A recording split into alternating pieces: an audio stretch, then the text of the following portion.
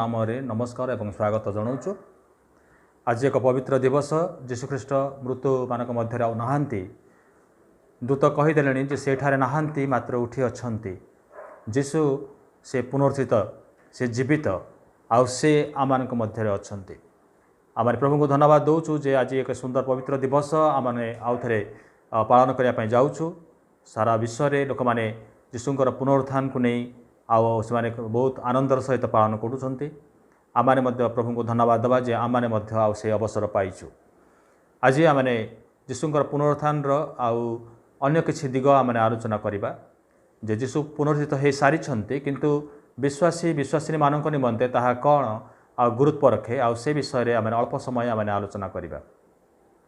क्रूस उपरे जीशु मृत्युवरण करथिले एवं तृतीय दिवस से उत्थित हेले।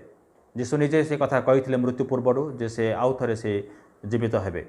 अनेके विश्वास करनथिले, इवेन फारुसी एवं शास्त्री माने मध्य विश्वास करुनथिले, किंतु जीशु मरीगला परे आउ से माने से कथा मन पड़ा एवं से माने जीशुंकर कबरस्थान रे प्रहरी मानकु नियुक्त कले जेपरि जीशु उठी न जाती बा जीशु आउ जेपरि जीवित न हुंती आउ तार तदारख करने निमंते से माने मोहर मारी कबरस्थान को से बंद कर रखिथिले एवं प्रहरी मानकु नियुक्त करथिले।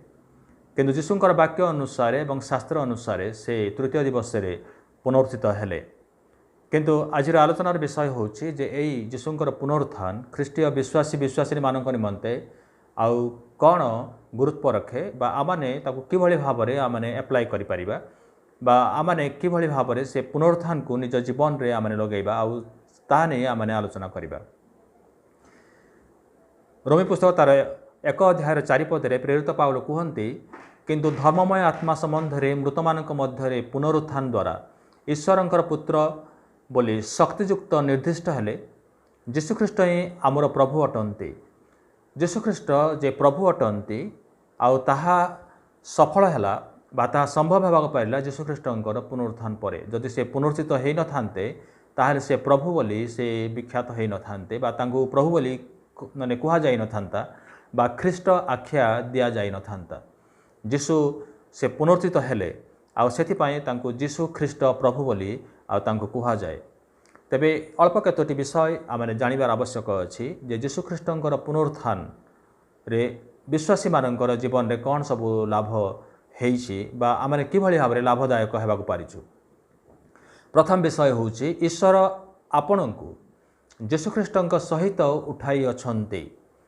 आमने पापरे आमने मृत थिलु किंतु से जीशुख्रीष्टंकर पुनरुत्थान द्वारा से आमानंकु उठाई अछन्ते। लेखा अछि वाक्य जे जीशुंकर मृत्युभोग जेपरि आपणक निमंते उद्दिष्ट तांकर पुनरुत्थान मध्य सेपरि आपण मानक निमंते उद्दिष्ट। एही संसारर भाव अनुसार पुणी आकाशमंडल राज्यर अधिपति अर्थात जो आत्मा एबे हे अनाज्ञावह संतान मानक ठारे कार्य साधन करुअछि ताहार इच्छानुसार तुमाने मध्य पूर्वरे आचरण करी अपराध और पापरे मृत थिल। से अनाज्ञावह संतान मानक सहित आम्भे माने समस्ते मध्य एक समय रे आमानक शारीरिक अभिलाष अनुसार जीवन यापन करी शारीरिक और मानसिक कामना पूर्ण करुथिलु। मात्र एपरि अपराध मृत हेले हे दयार सागर जे ईश्वर से आमानक जो महाप्रेम प्रेम कले सेथि सकाशे आमानक ख्रीष्टंकर सहित जीवन सजीव करी अछंती। अनुग्रह रे तुमाने परित्राण पाइछ पुणी ख्रीष्टंकर सहित आमानकु उत्थापित करी ख्रीष्ट जीशुंक ठारे आमानकु ताहांक सहित स्वर्ग रे उपवेशन कराई अछंती। एफिसी तार 2 अध्याय 1 रु 6 पद, कलसी तार 3 अध्याय 2 एवं 3 पदरे ताहा देखिया मिले जे से आमानकु मृत मानक मध्यरु उठाई अछंती। आमाने आ पापरे मृत नहु। तार माने होछि जे से आमानकु नूतन जीवन देई अछंती जे आमानकर पुरातन स्वभाव लोप पाई अछि देख नूतन विषय सबु हेई अछि। सेही अनुग्रह अनादि काल पूर्वे ख्रीष्ट जीशुंक ठारे आमानंकु प्रदत्त होइथिला किंतु एबे आमानंक त्राणकर्ता ख्रीष्ट जीशुंकर आविर्भाव द्वारा प्रकाशित होई अछि।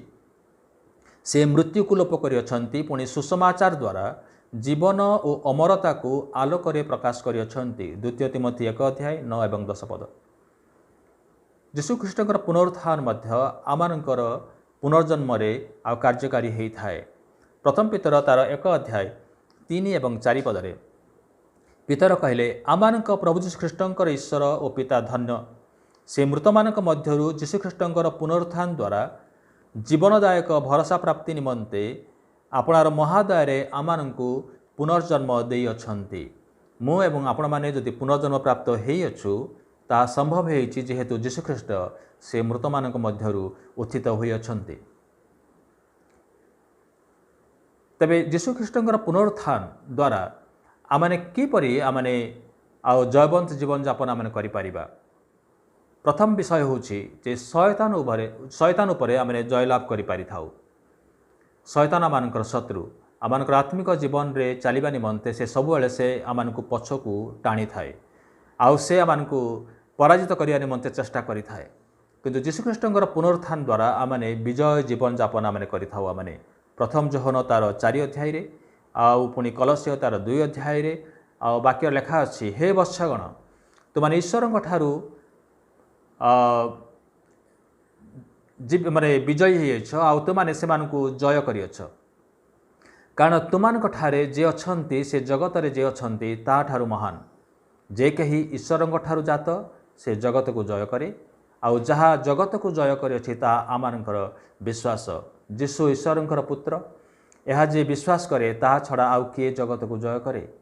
ତେବେ ଯୀଶୁ ଯେ ପୁନରୁତ୍ଥିତ ହୋଇଅଛନ୍ତି ଆଉ ସେ ଯେ ଜଗତକୁ ଜୟ କରିଅଛନ୍ତି ଏବଂ ଶୟତାନକୁ ଜୟ କରିଅଛନ୍ତି, ଶୟତାନର କର୍ତ୍ତୃତ୍ୱ ଉପରେ ଜୟଲାଭ କରିଅଛନ୍ତି ଆଉ ଯୀଶୁ ପୁନରୁତ୍ଥାନ ହେଲା ପରେ ତାହା ବିଶ୍ୱାସୀମାନଙ୍କ ନିମନ୍ତେ ଏକ ଲାଭଦାୟକ ବିଷୟ ହେଇଅଛି।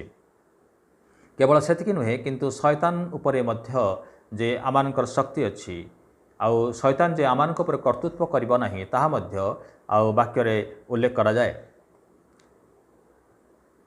ତେବେ ଏଇଠାରେ ଆମେ ଦେଖୁଛୁ ଯେ ଯୀଶୁଙ୍କ ରାଜ୍ୟରେ ପ୍ରବେଶ କରିବା ନିମନ୍ତେ ଆମମାନଙ୍କୁ ପୁତ୍ର ହେବାର ଆବଶ୍ୟକ ଅଛି। କେବଳ ପୁତ୍ର ହିଁ ଈଶ୍ୱରଙ୍କର ପରିବାରଭୁକ୍ତ ହେବ। ଯେତେ ଲୋକ ତାଙ୍କୁ ବିଶ୍ୱାସ କଲେ ଏବଂ ଯେଉଁମାନେ ତାଙ୍କୁ ଗ୍ରହଣ କଲେ ସେ ସମସ୍ତଙ୍କୁ ସେ ଈଶ୍ୱରଙ୍କର ପୁତ୍ର ହେବାର ଅଧିକାର ଦେଲେ।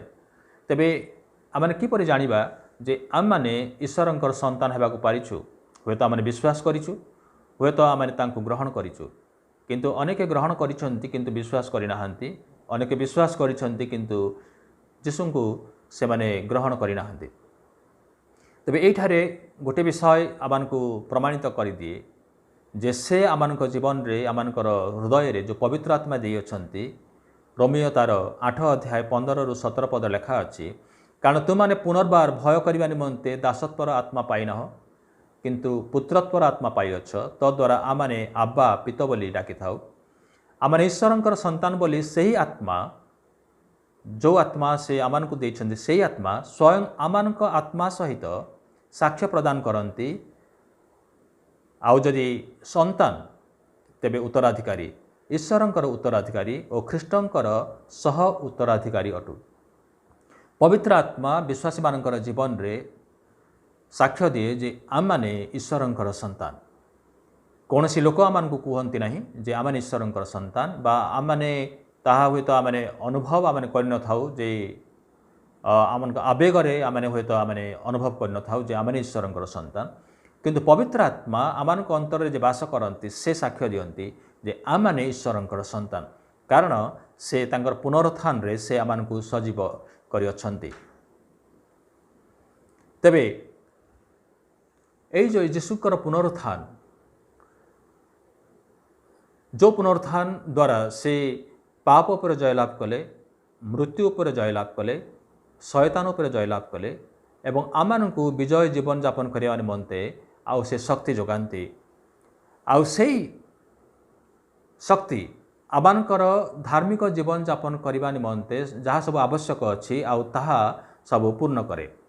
ଯଦି ଆମେ ପଢ଼ିବା ରୋମୀ ପୁସ୍ତକ ତାର 6 ଅଧ୍ୟାୟ 4ରୁ 11 ପଦରେ, ଏଫିସିଓ ତାର 2 ଅଧ୍ୟାୟ 1ରୁ 7 ପଦ, କଲସ୍ୟ 2 ଅଧ୍ୟାୟ 12ରୁ 15 ପଦ, ଆଉ ସେଠାରେ ଆମେ ପାଇବା ଯେ ଅତୀତର କବଳରୁ ଆମେ ଅତୀତର ପାପରୁ ଯେଭଳି ଭାବରେ ଆମେ ରକ୍ଷା ପାଇବା ବା କିପରି ଆମେ ରକ୍ଷା ପାଇପାରିବା, ଯୀଶୁଙ୍କର ପୁନରୁତ୍ଥାନର ଶକ୍ତି ଆମମାନଙ୍କୁ ଶକ୍ତିଯୁକ୍ତ କରେ ଆଉ ଆମମାନଙ୍କର ଅତୀତର କବଳରୁ ଆମମାନଙ୍କୁ ରକ୍ଷା କରେ ଏବଂ ଧର୍ମୀୟ ଜୀବନଯାପନ କରିବା ପାଇଁ ଆମମାନଙ୍କୁ ସାହାଯ୍ୟ କରେ। ଆଉ ସେଥିପାଇଁ ଯୀଶୁଙ୍କର ପୁନରୁତ୍ଥାନର ଶକ୍ତିରେ ଆମେ ବର୍ତ୍ତମାନ ମଧ୍ୟ आमने यीशुंक सहित विजय जीवन यापन करिपरिबा। विश्वासी जीवन रे अनेक परीक्षा आसे, अनेक प्रलोभन आसे, अनेक प्रकार समस्या आसे, जद्वारा आमनकर विश्वासर आउ नौका टलमल हो जाए, आमने अस्थिर हो पड़ू।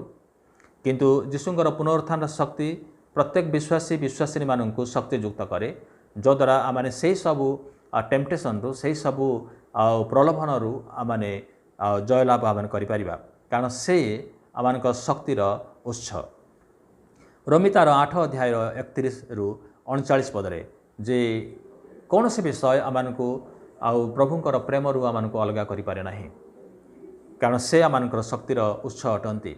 केवल वर्तमान निमंते नुहे बा अतीत जीवन निमंते नुहे, किंतु भविष्यत जीवन निमंते मध्य से आमनकर आशार आलोक जे आम माने एई जो शरीर नहीं कि आमने जीवन यापन करूछु, एई शरीर जतेबेले आमने परित्याग करिबा बा जतेबेले आमनकर मृत्यु हबो, यीशुंकर पुनरुत्थान आमनकु से भरोसा दिए जे आमने आउ माटी रे आमने शेष हबु नाही, किंतु महिमा रे ईश्वरंक राज्य रे आमने प्रवेश करिवु, कारण से महिमामय एक शरीर आमनकु देबे। आउ जेते लोक प्रभुंकर आत्मा पाइछन्ति एवं ख्रीष्ट रे थाई मृत्युवरण करिछन्ति, आउ से समस्तंकु ईश्वर जो आत्मांक द्वारा यीशुंकु मृतमानक मध्यरु उठेइले, से आत्मांक द्वारा से आमानकु मध्य मृतमानक मध्यरु से आमानकु जीवित करिवे। जदि आमने यीशुंकर आगमन समय रे आमने जीवित थिबा, तेबे से पवित्र आत्मांक शक्ति रे आमानकर ए शरीर रूपांतरित हेइ जिवो एवं यीशुख्रीष्टंकर आगमन रे आमने समस्ते आमने सहभागिता आमने लाभ करिबा। सेथिपई कहा जाउची जे यीशुंकर पुनरुत्थान केवल आमानकर अतीत जीवन रे कार्यकारी हुए ताहा नुह कि वर्तमान जीवन रे कार्यकारी हुए ताहा नुह, किंतु भविष्यत रे मध्य ताहा लाभदायक अटे, कारण ताहा आमानकर आशार आलोक। कलसिय तार 1 अध्याय 8 पद एवं प्रथम करंती तार 18 अध्याय एवं प्रथम करंती 15 अध्याय 50 रु 57, प्रथम थेसलोनिके 4 अध्याय 13 रु 18 पदरे प्रेरित पाउल आउ ए संपर्क रे से आउ प्रांजल भाव से बुझे दियंती जे यीशुख्रीष्ट आउ से मृतमानक मध्य नहांती, से कबर रे नहांती, किंतु से उठी अछंती। ए प्रत्येक विश्वासी विश्वासी मानक जीवन रे से जीवित अछंती। जेहेतु से जीवित अछंती, आमाने जीवित अछु आउ जीवित रहिबा। आसु आमाने प्रार्थना करिबा एवं प्रार्थना पूर्व मो अनुरोध करे पई चाहूची जे एई संवादटी वाक्यटी जदि आपन भल लागि थाए ताहेले लाइक करिवे एवं आपन मतामत देबे जे भविष्यत रे आउ को टॉपिक नै कि बा को शिरोनाम रे बा को विषय रे आपन माने सुनिया पई चाहंती आउ जदि लेखि जणैबे ताहेले आमाने चेष्टा करिबा आगामी अध्याय रे आमाने से समस्त विषय मध्य आमाने आपन मानक सम्मुख रे आमाने उपस्थापित करिया पई आमाने उद्यम करिबु। आपन माने प्रार्थना करूछंती सेते पई धन्यवाद दिए। आउ प्रत्येकଙ୍କ निमंते हम प्रार्थना करूछु। जदि आपण मानक प्रार्थनार जदि कोनोसी निवेदन थाए अनुरोध थाए ताहले ताहा मध्य आपण माने लेखिक जणांतु आउ आमाने आपण मानक निमंते प्रार्थना करिवु। ईश्वर जे आमानक प्रार्थना सुनंती एवं उत्तर दियंती, आउ से आपण मानकु उत्तर देबे एवं समस्त समस्या रे समाधान करिवे। आसु आमाने प्रार्थना करिबा। प्रिय प्रभु, आमाने धन्यवाद दउछु जे तुमे आउ मृतमानक मध्य रे कबर मध्य रे नाह, किंतु तुमे उत्थित होई अछ। तुम जे पुनरुत्थित परमेश्वर आमानकु मध्य से पुनरुत्थान शक्ति देई अछ। आ जद्वारा प्रभु आमाने विश्वास करू जे आमाने मरीगले मध्य आमाने ए कबर रे रहिबु नाही। ततबेले शेष तुरी ध्वनि हबो, आमाने समस्त उत्थित हबु आउ से स्वर्ग राज्य रे प्रवेश करिवो। कारण से पवित्र आत्मा प्रत्येकଙ୍କ जीवन रे तुमे देइछ, विश्वासी मानक जीवन रे देइछ। से आत्मा साक्ष्य दिए जे आमाने तुमर संतान एवं संतति। आमे धन्यवाद दउछु प्रभु जे आमाने तुम संतान हेबा पारिछु, आउ से संतानर अधिकार प्रभु तुमे आमानकु देइछ। आउ सेथि पई आमे धन्यवाद दउछु। जते लोक प्रभु ए वाक्य सुनुछंती प्रत्येकଙ୍କ जीवन रे तुमे कार्य कर एवं आशीर्वाद युक्त कर। समस्त महिमा गौरव तुमको देई यीशुଙ୍କ नाम रे मागिलु, आमेन।